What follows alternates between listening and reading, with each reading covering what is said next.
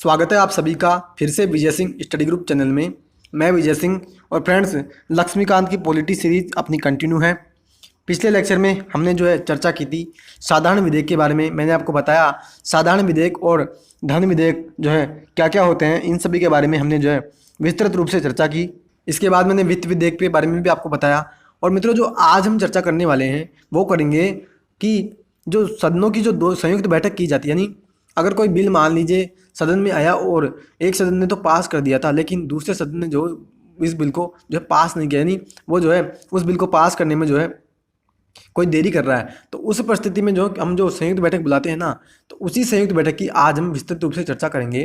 तो अभी तक आपने चैनल को सब्सक्राइब नहीं किया तो आप चैनल को सब्सक्राइब कर लीजिए और पास ही के नोटिफिकेशन बेल के ऑल के बटन पर आपको क्लिक करना है ताकि मेरी सभी वीडियोज़ की नोटिफिकेशन आपको आसानी से मिल सकेंगे। ठीक है, तो फ्रेंड्स हम चर्चा करने जा रहे हैं दोनों सदनों की संयुक्त बैठक के बारे में। ठीक है, कह रहे हैं किसी विधेयक पर गतिरोध की स्थिति में संविधान के द्वारा संयुक्त बैठक की एक असाधारण व्यवस्था की गई है। यह निम्न तीन में से एक परिस्थिति में बुलाई जाती है। यानी मित्रों, संविधान ने हमें जो है ये व्यवस्था करके दी है कि अगर मान लो कोई बिल पास ना हो ना, तो हम जो है एक अलग से संयुक्त बैठक बुला सकते हैं। बस यही बात यहाँ पे कह रहे हैं। और ये कह रहे हैं कि तीन परिस्थितियाँ ऐसी होती है कि जो है उन परिस्थितियों में ही हम जो है संयुक्त बैठक बुलाते हैं। कह रहा है कौन सी, कि कह रहा है कि यदि विधेयक को दूसरे सदन के द्वारा अस्वीकृत कर दिया जाए। मित्रों, मान लो लोकसभा ने जो एक बिल पास किया, ठीक है, अब वो पहुंचा राज्यसभा के पास। अब क्या कर रही है राज्यसभा, उस बिल को जो है पास ही नहीं कर रही है और वो बिल जो है बार बार जो है वापस लौटा रही है लोकसभा को। तो उस परिस्थिति में लोकसभा क्या करती है, फिर जो एक जॉइंट सेशन बुलाती है। ठीक है, संयुक्त बैठक में बुलाती है। तो एक तो उस परिस्थिति में हम बुलाते हैं। दूसरी कह रहा है कि यदि सदन विधेयक में किए गए संशोधनों को मानने से असहमत हो। यानी मित्रों, एक सदन ने तो पास कर दिया बिल को, ठीक है, और दूसरे सदन में अब जो बिल पहुंचा और दूसरे सदन ने जो मान ली दूसरे सदन ने क्या किया कि उस बिल में कोई संशोधन किया, ठीक है, और जब वापस वो पहुंचा पहले वाले सदन के पास बिल, तो उस सदन ने उस बिल को मानने से मना कर दिया, यानी उस संशोधन को मानने से मना कर दिया। तो उसी परिस्थिति में भी हम जो है संयुक्त बैठक बुलाते हैं। कह रहा है ना कि यदि सदन विधेयक में किए गए संशोधनों को मानने से इनकार कर दे। तीसरा कह रहा है दूसरे सदन के द्वारा बिना विधेयक को पास किए 6 महीने से ज़्यादा समय हो जाए। यानी मित्रों, अगर मान लो एक सदन ने बिल को पास किया, दूसरे सदन में वो बिल पहुंचा और उस दूसरे सदन ने जो है 6 माह से ज़्यादा उस बिल को जो अपने पास अटकाए रखा, उस परिस्थिति में भी हम जो है फिर एक संयुक्त बैठक बुलाते हैं उस बिल को पास करने के लिए। ठीक है, और कह रहा है उपरोक्त तीन परिस्थितियों में विधेयक को निपटाने और इस पर चर्चा करने और मत देने के लिए राष्ट्रपति दोनों सदनों की बैठक बुलाता है। उल्लेखनीय है संयुक्त बैठक केवल और केवल हम जो है साधारण विधेयक या वित्त विधेयक के मामलों में ही बुलाते हैं तथा धन विधेयक या संविधान संशोधन विधेयक के मामले में हम किसी भी प्रकार की संयुक्त बैठक नहीं बुलाते हैं और हमने जो है संयुक्त बैठक का उसमें प्रावधान नहीं किया। मित्रों, आपको इस बात को जो है फिर से समझ लीजिए कि मैंने आपको जो है पिछले लेक्चर में भी बताया था क्या, कि जो वित्त विधेयक फर्स्ट होता है ना, उस मामले में तो हम जो है संयुक्त बैठक बुला लेते हैं, लेकिन हम धन विधेयक के मामले में संयुक्त बैठक नहीं बुलाते। और यही बात यहाँ पे ये कह रहे हैं कि एक तो साधारण विधेयक जो कि कोई मंत्री ला रहा है या कोई गैर सरकारी सदस्य ला रहा है, ठीक है, यानी जो विधेयक जो है वित्त विधेयक नहीं है या धन विधेयक नहीं है, ठीक है, उसके मामले में एक तो हम जो संयुक्त बैठक बुलाते हैं, ठीक है, और एक हम संयुक्त बैठक बुलाते हैं वित्त विधेयक के मामले में, यानी वित्त विधेयक फर्स्ट के मामले में। ठीक है, और आगे कहता है कि एक जो है हम धन विधेयक और संविधान संशोधन विधेयक, इन दोनों के मामले में हम किसी भी प्रकार की संयुक्त बैठक नहीं बुलाते। यानी मित्रों, अगर मान लो संसद ये चाहे कि मुझे संविधान में संशोधन करना है, ठीक है, अब संविधान में संशोधन करना चाह रही है, लोकसभा ने बिल लाया, लोकसभा में संविधान संशोधन विधेयक आया और लोकसभा ने उसको पारित कर दिया, ठीक है, अब वो बिल पहुंचा राज्यसभा में। अब राज्यसभा क्या कर रही है, उस संविधान संशोधन विधेयक को पास नहीं कर रही है। तो भैया उस परिस्थिति में अब आपके पास ये विकल्प नहीं है कि आप जो है संयुक्त बैठक के माध्यम से उस बिल को पास करवा लो, उस बिल को पास करवा लो। अगर आपको बिल पास करवाना है तो राज्यसभा ही उसको पास करेगी, आपके पास कोई भी विकल्प नहीं है। बस यही बात यहाँ पे कहना चाह रही हैं। ठीक है, धन विधेयक के मामले में संपूर्ण शक्तियाँ लोकसभा को है, जबकि संविधान संशोधन विधेयक के बारे में विधेयक को दोनों सदनों के पास अलग अलग पारित होना आवश्यक है। मित्रों, मैंने पहले ही अभी आपसे चर्चा की कि संविधान संशोधन विधेयक को अगर पारित कराना है हमको, तो भैया हमको जो है दोनों सदनों से उस बिल को पारित कराना होगा। हम किसी भी प्रकार की जो है संयुक्त बैठक उस परिस्थिति में नहीं बुला सकते। बस इतनी सी बात यहाँ पे कहना चाह रहा है। आगे कह रहा है दोनों सदनों की संयुक्त बैठक की अध्यक्षता लोकसभा का अध्यक्ष करता है। मित्रों, दोनों सदनों की जो संयुक्त बैठक होगी ना बिल को पास करवाने के लिए, उसमें अध्यक्ष कौन होगा, तो वही बता रहा है कि उसका अध्यक्ष होगा लोकसभा का अध्यक्ष। ठीक है, अगर मान लो लोकसभा का अध्यक्ष नहीं हो फिर कौन होगा, तो लोकसभा का उपाध्यक्ष होगा। ठीक है, फिर कह रहा है अगर मान लो लोकसभा का अध्यक्ष भी नहीं है, लोकसभा का उपाध्यक्ष भी नहीं है, फिर उस परिस्थिति में जो है उसकी बैठक कौन करेगा, तो वो कह रहा है कि उसकी जो है बैठक करेगा ना, वो कौन करेगा, राज्यसभा का उपसभापति। कौन, राज्यसभा का उपसभापति। कह रहा है यदि राज्यसभा का उपसभापति भी अनुपस्थित हो ना, फिर उसमें संयुक्त बैठक में उपस्थिति सदस्यों के द्वारा इस बात का निर्णय लेते हैं कि अब संयुक्त बैठक की अध्यक्षता कौन करेगा। यानी मित्रों, आपको मैं एग्जाम्पल से समझाता हूँ। मान लो लोकसभा ने एक बिल लाया था, ठीक है, लोकसभा ने बिल पास कर दिया, राज्यसभा के पास बिल पहुंचा, राज्यसभा ने बिल को पास नहीं किया। अब राष्ट्रपति ने बुलाई संयुक्त बैठक। ठीक है, अब राष्ट्रपति ने संयुक्त बैठक तो बुला ली, लेकिन भैया अब उस बैठक की अध्यक्षता कौन करे, राष्ट्रपति उस बैठक की अध्यक्षता नहीं करता। राष्ट्रपति का काम तो इतना सा था कि उसने तो संयुक्त बैठक बुला ली। ठीक है, अब उस बैठक की अध्यक्षता कौन करे, तो कह रहा है उस बैठक की अध्यक्षता करेगा लोकसभा का अध्यक्ष। अब मान लो लोकसभा का अध्यक्ष है ही नहीं, यानी है तो सही, लेकिन उस समय जो है यानी उसने कोई छुट्टी ले रखी या जो है उसमें वो कार्यरत नहीं है, यानी काम पर नहीं है, तो उस परिस्थिति में कौन करेगा, लोकसभा का उपाध्यक्ष करेगा। अब ये कह रहा है कि मान लो लोकसभा का अध्यक्ष भी नहीं है, उपाध्यक्ष भी नहीं है, अब कौन करे, तो ये कह रहा है कि अब जो उसकी अध्यक्षता करेगा ना, वो करेगा राज्यसभा का उपसभापति।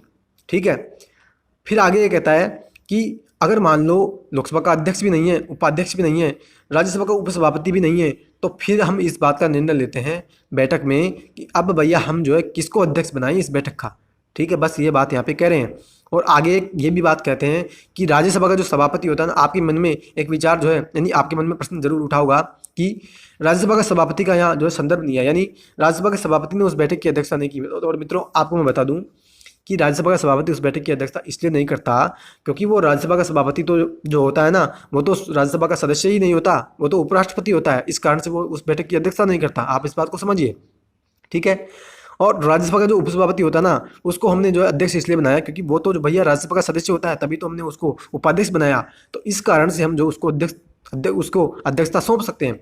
और आगे इसकी बात होगी भी, कह रहा है ना कि यहाँ यह बात स्पष्ट करना आवश्यक है, साधारण स्थिति में इस संयुक्त अधिवेशन की अध्यक्षता राज्यसभा का सभापति नहीं करता क्योंकि वह किसी भी सदन का सदस्य नहीं होता। मित्रों, मैंने आपको जो है सरल से सरल शब्दों में आपको यह बात बता दी कि राज्यसभा का सभापति वह सदन का सदस्य नहीं होता, इस कारण से वह अध्यक्षता नहीं करता। कह रहा है इस संयुक्त बैठक का कोरम, यानी इस संयुक्त बैठक में कितने सदस्य होंगे जो है बैठक को जो है शुरू करने के लिए, तो उसी की बात यहाँ पे कही जा रही है कि इस संयुक्त बैठक का कोरम, यानी जो गणपूर्ति होगी, वो दोनों सदनों की कुल सदस्य संख्या का 1/10 भाग हो। यानी मित्रों, एक तो लोकसभा के कुल सदस्य और राज्यसभा के कुल सदस्य, ठीक है, 545 और 200 जो 45 है, उन दोनों को जोड़ करके जितने भी जो सदस्य होते हैं उनका जो 1/10 भाग होगा ना, वो 1/10 भाग उस संयुक्त बैठक में अवश्य होने चाहिए। यानी 1/10 जो सदस्य हैं उस संयुक्त बैठक में अवश्य होनी चाहिए, तभी जो है वो संयुक्त बैठक की कार्रवाई शुरू होगी। संयुक्त बैठक की कार्रवाई लोकसभा की प्रक्रिया नियमों के अनुसार संचालित होती है, न कि राज्यसभा की। यानी मित्रों, जो संयुक्त बैठक चलेगी ना, उसमें जो है कौन से नियम जो है लागू होंगे, यानी कौन से नियमों के अनुसार वो संयुक्त बैठक चलेगी, तो वो चलेगी लोकसभा के नियमों के अनुसार। ठीक है, राज्यसभा के नियमों के अनुसार वो बैठक नहीं चलती। बस ये बात यहाँ पे कह रहे हैं। और आगे कहते हैं यदि विवादित विधेयक को, ठीक है, अगर जो विवादित विधेयक है उसको इस संयुक्त बैठक में दोनों सदनों ने जो है उपस्थित और मत देने वाले सदस्यों की संख्या से पारित कर दिया जाए, तो वह माना जाता है कि विधेयक को पारित कर दिया गया है दोनों सदनों के द्वारा। और लोकसभा के सदस्यों की संख्या अधिक होने के कारण इस संयुक्त बैठक में उसकी शक्ति ज़्यादा होती है। यानी मित्रों, ये कहना चाह रहा है कि अब हमने संयुक्त बैठक तो बुला ली, ठीक है, और जो बिल हमने जो लाया उस संयुक्त बैठक में, अगर मान लो उस बिल को हमने जो है विशेष बहुमत, ठीक है, कौन सा, सदन का 2/3 बहुमत, ठीक है, यानी दोनों सदनों की जो कुल सदस्य संख्या है उसका 2/3 बहुमत जो है, अगर यानी दोनों सदनों के कुल सदस्य संख्या के 2/3 बहुमत अगर मान लो उस बिल को पारित कर देंगे ना, तो फिर वो बिल जो है दोनों सदनों के द्वारा पारित मान लिया जाएगा और वो बिल पहुंच जाएगा राष्ट्रपति के पास, और राष्ट्रपति जो है उस पर फिर साइन कर देंगे और वो बिल कानून बन जाएगा। ठीक है, बस ये बात यहाँ पे कह रहे हैं। और आगे कहते हैं कि लोकसभा के सदस्य ज़्यादा होते हैं उस बैठक में, तो इस कारण से जो है संयुक्त बैठक में जो है लोकसभा को ज़्यादा मजबूती प्राप्त होती है। ठीक है, और मित्रों आगे कुछ बात बता रहे हैं कि हमने जो है 3 बार 1950 से हमने जो है 3 बार संयुक्त बैठक बुलाई है, और हमने जो है 3 कानून भी पारित किए हैं। कौन कौन से? तो कह रहा है दहेज प्रतिषेध विधेयक 1960, बैंक सेवा आयोग विधेयक 1977 और आतंकवाद निवारण विधेयक 2002। यानी मित्रों ये 3 विधेयक हमने बनाए थे। कैसे? संयुक्त बैठक के माध्यम से। और मित्रों आपको बताऊं तो आतंकवाद विरोधी जो विधेयक है ना, आतंकवाद निवारण विधेयक, वो जो है अब वर्तमान में जो है लागू नहीं है। यानी जो कांग्रेस की सरकार थी उसने जो है इस बिल को हटा दिया था, यानी इस कानून को समाप्त कर दिया था, आपको अगर याद हो तो। ठीक है, आगे हम फ्रेंड्स अब चर्चा करने जा रहे हैं संसद में बजट के बारे में। यानी मित्रों प्रत्येक वित्तीय वर्ष में सरकार जो है बजट लेकर के आती है और कई बार जो है कई जो है यानी तुष्टीकरण की राजनीति के तहत जो कई घोषणाएं भी करती है, लोगों के लिए अच्छी घोषणाएं की जाती है। कभी जो है टैक्सेशन बढ़ा दिया जाता है, कभी कम कर दिया जाता है, और भी योजनाएं लागू की जाती है। तो वो जो योजनाएं लागू करने के लिए जो बजट लेकर के आती है उसके बारे में जो है आपको आज जो है जानने को जो है भरपूर अवसर मिलेगा। और भरपूर मैं कोशिश करूंगा साधारण से साधारण शब्दों के बारे में समझाने में, यानी साधारण शब्दों में मैं आपको समझाने का भरपूर प्रयत्न करूंगा। तो देखिए सुनिए, कह रहा है संविधान ने बजट को वार्षिक वित्तीय विवरण कहा है। यानी मित्रों आप इस बात को समझ लीजिएगा कि संविधान में कभी भी या और कहीं भी बजट शब्द का उल्लेख नहीं है। यानी मित्रों आप अगर संविधान को पढ़ोगे ना तो आपको कहीं भी ये बजट लिखा हुआ है ना, ये बजट आपको शब्द ये दिखेगा ही नहीं। क्या दिखेगा? आपको दिखेगा वार्षिक वित्तीय विवरण। आप इस बात को समझो। और अनुच्छेद 112 अगर आप पढ़ोगे ना संविधान का, तो उसमें हम जो है वार्षिक वित्तीय विवरण की बात करते हैं, ना कि बजट की। ठीक है, यह वार्षिक वित्तीय विवरण है, यह वार्षिक वित्तीय विवरण का बजट, यानी ये कह रहे हैं कि जो बजट है ना वो जो है वार्षिक वित्तीय विवरण का प्रचलित नाम है। यानी वार्षिक वित्तीय विवरण को हम बजट कहते हैं, ये यहाँ पे कहना चाह रहे हैं। और कह रहे हैं कि इसका उल्लेख हम संविधान के अनुच्छेद 112 में करते हैं। ठीक है, आगे कहता है कि 1 अप्रैल से प्रारंभ होकर 31 मार्च तक बजट का सत्र चलता है। यानी मित्रों जो बजट चलता है, यानी कि जो सेशन चलता है बजट सत्र, यानी कि मित्रों जो वित्तीय वर्ष चलता है ना, उस वित्तीय वर्ष की बात कर रहे हैं हम कि 1 अप्रैल से लेकर के जो है 31 मार्च तक हमारा वित्तीय वर्ष गिना जाता है। और बजट में कौन कौन सी बातें हम गिनते हैं? तो कह रहा है कि राजस्व व पूंजी की अनुमानित प्राप्ति, यानी मित्रों कोई रेवेन्यू है या कोई कैपिटल है तो उसकी जो भी प्राप्तियां हमें मिलती है उससे संबंधित जो है जो भी, यानी उससे संबंधित जितनी भी बातें होती है तो वो हम बजट में शामिल करते हैं। या हमें रेवेन्यू को बढ़ाना है, या हमें खर्च का अनुमान कैसे लगाना है, या खर्च का कितना अनुमान, यानी खर्च हमारा कितना होगा, या फिर वास्तविक हमें जो कितना पैसा मिला, या खर्च का हमने कितना, यानी हमने कितना खर्च किया, और आने वाले साल के लिए हम जो है कितनी, यानी कौन कौन सी आर्थिक और वित्तीय नीतियाँ बनाए रहे हैं, और कौन से हम जो है खर्च बढ़ाएंगे या कम करेंगे। तो इन सभी बातों को हम जो है बजट में शामिल करते हैं। ठीक है, फिर आगे क्या, ये आगे कह रहे हैं कि भारत सरकार के 2 बजट होते हैं। और मित्रों वर्तमान में तो एक ही बजट लाती है सरकार। तो जो है पुराने समय में क्या प्रावधान था उसकी भी हम जो है आज चर्चा कर लेते हैं थोड़ी। कह रहा है कि बजट जो है पहले 2 प्रकार के होते थे, एक तो रेलवे का और एक आम बजट।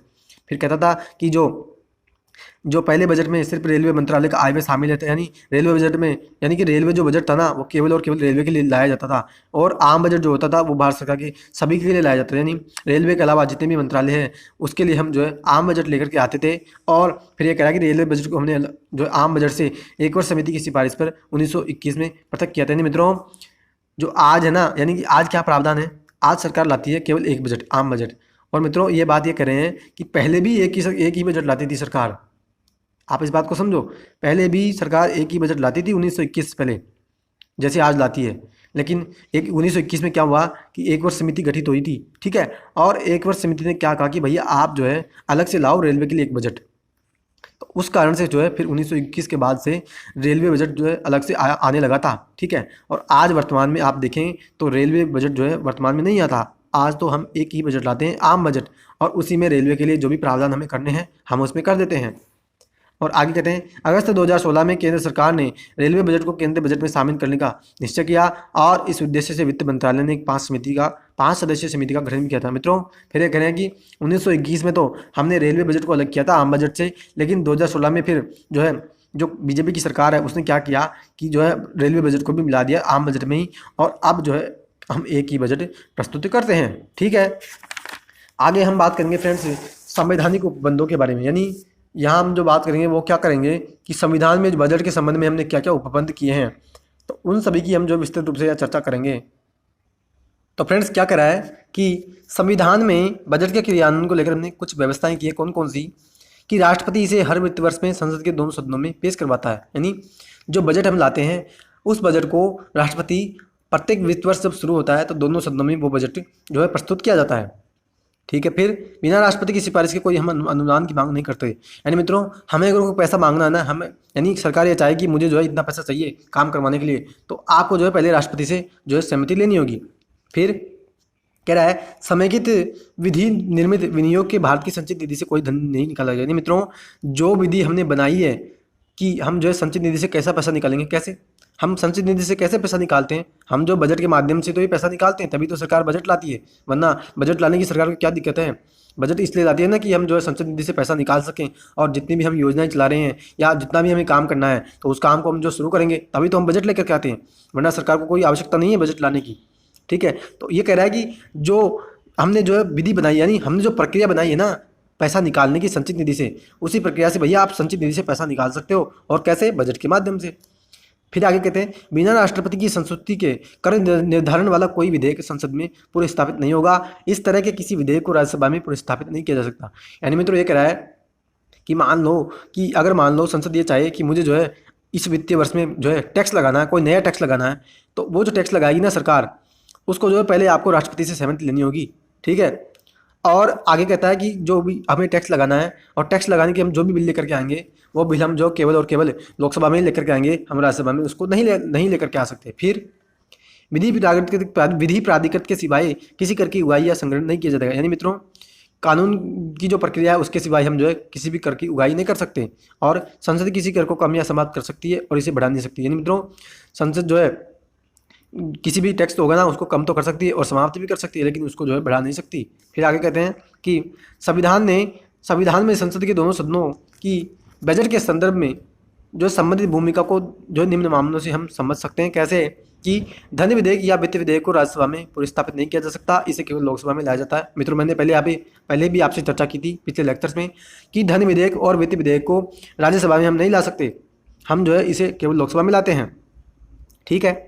और मित्रों, यहाँ वित्त विधेयक फर्स्ट की बात की जा रही है, न कि वित्त विधेयक सेकंड की बात। मैंने आपको जो पिछले लेक्चर में समझाया था, और जो है विस्तृत रूप में मैंने आपको समझाया था। जितने भी व्यूअर्स जो है इस वीडियो को देख रहे हैं उनको जो कम बातें समझ में आ रही है मित्रों, क्योंकि जो पिछला लेक्चर मैंने आपको बताया था ना, उस जो विधेयक यानी पिछला लेक्चर विधेयकों के बारे में ही था। ठीक है। तो आप जो है उस लेक्चर को जो जरूर देखना, और जितने भी मैंने आप आज तक यूट्यूब पर लेक्चर डाले हैं, बहुत ही इंपॉर्टेंट लेक्चर है मित्रों, आप जो है सभी लेक्चर को जो है एक एक करके सुन लीजिए। ठीक है। तो आगे कह रहे हैं राज्यसभा को अनुदान की मांग पर कोई मतदान की शक्ति नहीं है, यह लोकसभा को प्राप्त है। यानी राज्यसभा यानी मान लीजिए लोकसभा, यानी मान लीजिए आप ऐसा समझो कि संसद जो है अनुदान की मांग कर रही है, और अगर जब उस पर वोटिंग की बात आएगी ना, तो केवल और केवल लोकसभा में ही उसकी वोटिंग होगी, राज्यसभा में जो है उसकी वोटिंग नहीं होगी, क्योंकि राज्यसभा को अनुदान की मांग पर जो है मतदान की शक्ति हमने नहीं दी है। ठीक है। फिर कहते हैं राज्यसभा को 14 दिन में धन विधेयक को लौटा देना चाहिए। ये बात मैंने आपको जो है बताई थी पिछले लेक्चर में। इसके अलावा यहाँ पे कह रहे हैं कि बजट में व्यय अनुमान को भारत की संचित निधि पर भारित व्यय और भारत की संचित निधि से किए गए व्यय को पृथक दिखाना चाहिए। यानी मित्रों, भारत की संचित निधि पर व्यय और भारत की संचित निधि से किए गए व्यय, इन दोनों में अंतर होता है। इसकी हम जो विशेष रूप से चर्चा भी करेंगे आगे। यहाँ पे भारत व्यय की बात बताई भी जा रही है, लेकिन ये करें कि भारतीय व्यय कौन सा होगा और संचित निधि से किया गया व्यय कौन सा होगा, तो इन सभी के बारे में आपको जो बजट में बताना होगा। फिर कह रहा है बजट राजस्व खाते से व्यय और अन्य व्यय को पृथक दिखाएगा। भारत की संचित निधि पर चार्ज किया गया खर्च संसद में मत के लिए प्रस्तुत नहीं किया जाएगा। हालांकि इस पर संसद में चर्चा हो सकती है। मित्रों, भारत की संचित निधि पर कोई भी पैसा हम चार्ज कर रहे हैं तो उसके लिए हम जो है संसद में मतदान नहीं करेंगे। फिर कह रहा है भारत व्यय के बारे में बात की जाती है। मित्रों, कई बार मैंने आपसे कहा, कई बार हमारे जो है स्टडी के दौरान जो है चर्चा में आया कि संचित निधि पर भारित व्यय, संचित निधि पर भारित व्यय। तो भारित व्यय का आखिर मतलब क्या होता है, और कौन से जो है यानी कौन से जो है पैसे होते हैं और कौन से जो वेतन हम गिनते हैं भारत व्यय में, उन सभी की हम जो चर्चा करेंगे। तो कह रहा है बजट में 2 प्रकार के व्यय होते हैं, यानी बजट में 2 प्रकार के जो खर्चों को हम शामिल करते हैं। कौन कौन से? एक तो भारत की संचित निधि पर व्यय और एक भारत की संचित निधि से किए गए व्यय। यानी मित्रों, आप ऐसा समझो सामान्य शब्दों में कि मान लो हम कोई खर्चा कर रहे हैं, ठीक है, और उस खर्चा का भार कहाँ पड़ रहा है? भारत की संचित निधि पर। यानी अनुच्छेद 266 के तहत जो हम संचित निधि की बात करते हैं, आगे के अध्याय में हम जो है विस्तृत रूप से चर्चा करेंगे, लेकिन संक्षेप में मैं बता रहा हूँ कि भारत की जो संचित निधि अनुच्छेद 266 के तहत, तो उस पर जो है कोई भी अगर खर्चे का भार पड़ेगा ना, तो वो खर्चा कहलाता है भारत की संचित निधि पर व्यय। ठीक है, पहला तो हमने बात की यहाँ पे।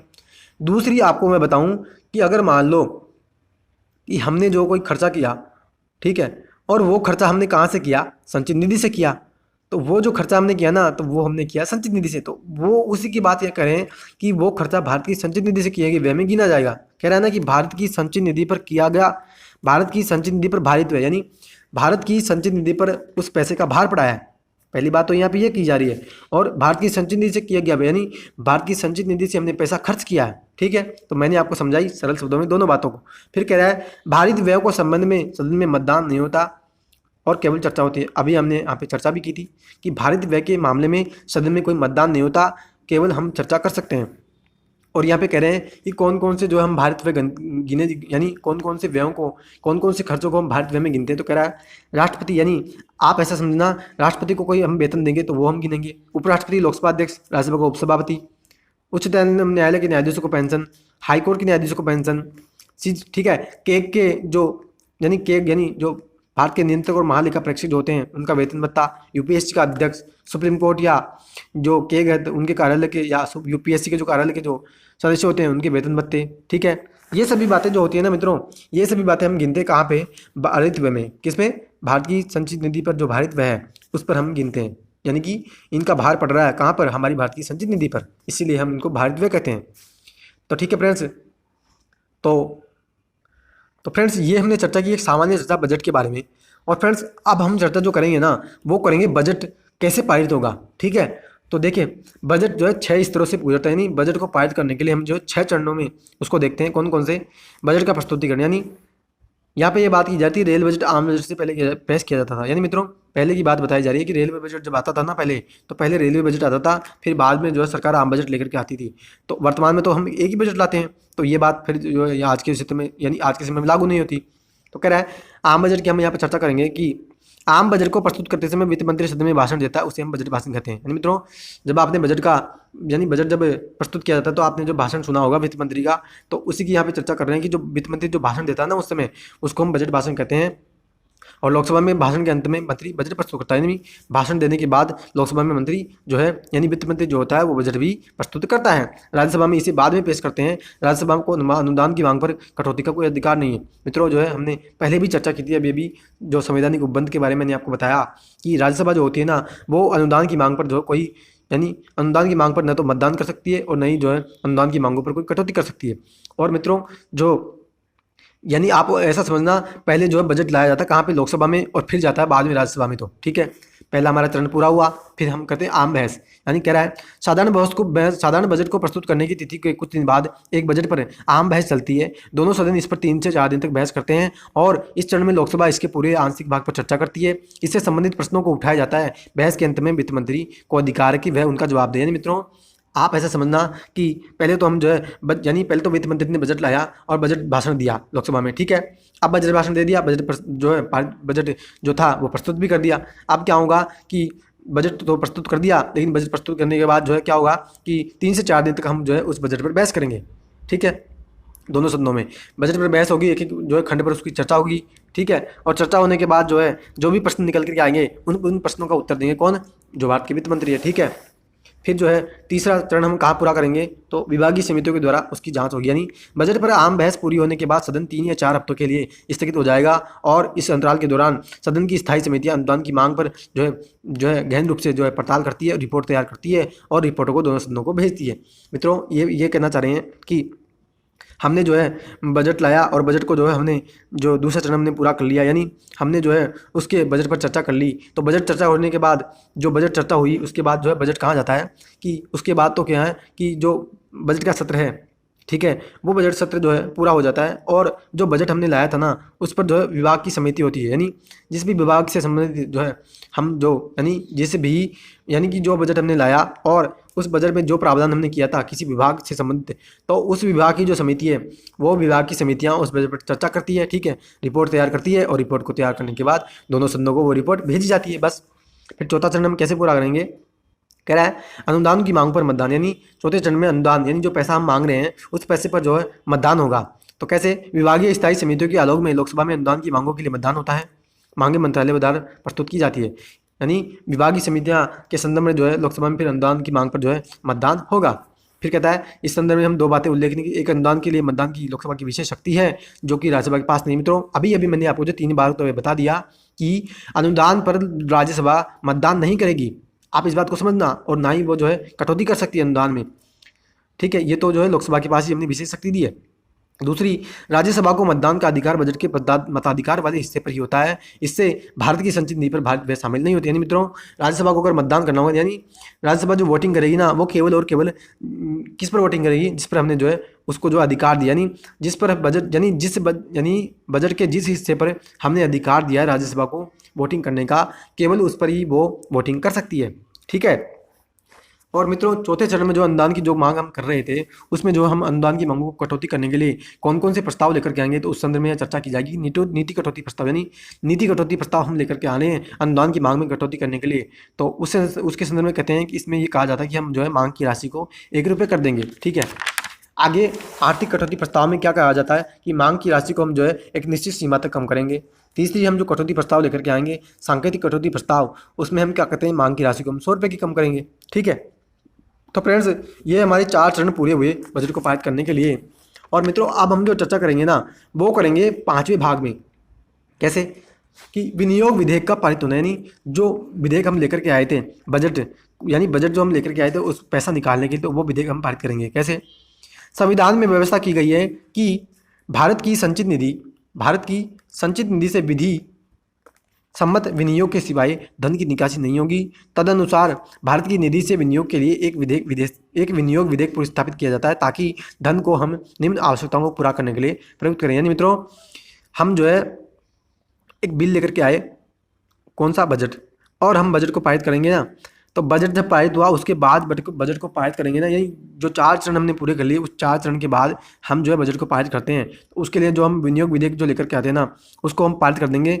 और उसको जो पारित हो जाएगा ना, तो फिर हमको जो है यानी उस सरकार को फिर पैसा मिल जाएगा। तो आगे ये कहता है कि जो है हमने जो प्रक्रिया बनाई पैसा निकालने के लिए संचित निधि से, तो उसी प्रक्रिया से हम जो है संचित निधि से पैसा निकाल सकते हैं। अन्य किसी भी माध्यम से हम पैसा नहीं निकाल सकते। आगे कहते हैं कि लोकसभा में मत के द्वारा दिए गए अनुदान और भारत की संचित निधि पर भारत व्यय, यानी मित्रों इन दोनों कामों के लिए जो है हम पैसा निकालते हैं। बस ये बात यहाँ पे कहना चाह रहे हैं। आगे हम बात करें तो इस मामले में राष्ट्रपति की सहमति के उपरांत ही कोई अधिनियम बनाया जाता है। इसके बाद ही संचित निधि से किसी प्रकार की धन की निकासी की जा सकती है। मित्रों, हमें अब संचित निधि से पैसा निकालना है। हमारा बजट पारित हो चुका है, हम एक विनियोग विधेयक लेकर के आए हैं ताकि हम जो है संचित निधि से पैसा निकाल सकें। तो राष्ट्रपति जो है सहमति देंगे और उसकी सहमति के बाद हम जो है विनियोग विधेयक जो है पारित हो जाएगा और हम जो है संचित निधि से पैसा निकाल लेंगे। फिर वित्त विधेयक का पारित होना। वित्त विधेयक भारत सरकार के उस वर्ष के लिए वित्तीय प्रस्ताव को प्रभावी करने के लिए प्रस्तावित किया जाता है। इस पर धन विधेयक की सभी शर्तें पूरी होती है, लागू होती है। वित्त विधेयक में विनियोग विधेयक के विपरीत संशोधन प्रस्ताव किए जा सकते हैं। यानी मित्रों, अब हम जो लाएंगे वो वित्त विधेयक लेकर के आएंगे और वित्त विधेयक के माध्यम से जो है हम पैसा निकालेंगे। तो फ्रेंड्स, ये हमने चर्चा की किसके बारे में? बजट के बारे में। बजट जो है कैसे पारित हुआ, कैसा हमने पैसा निकाला, उन सभी के बारे में मैंने आपसे विस्तृत रूप से चर्चा की।